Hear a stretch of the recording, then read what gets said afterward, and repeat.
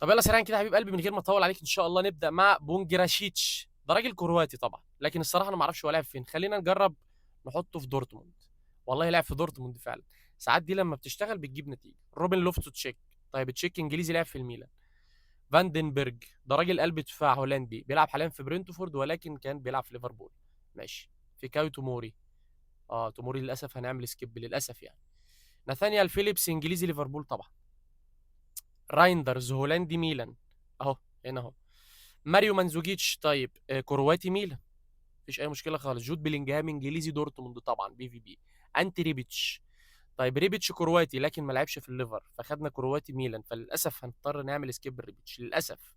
دونييل مالين. طيب هولندي دورتموند مفيش اي مشكله خالص. عايزين لعيب كرواتي لعب في ليفربول. مفيش اي مشكله يعني. كورتيس جونز لا طبعا. ايفان راكيتيتش كرواتي لكنه ما لعبش في الليفر. بيريزيتش كرواتي ما لعبش في الليفر. جيم اوفر طبعا. هيجيبوا لنا اللعيبه الكروات كلهم اللي ما لعبوش في ليفربول، فجيم اوفر طبعا. ايه يعني انتوا مستنيين ايه غير جيم اوفر مثلا؟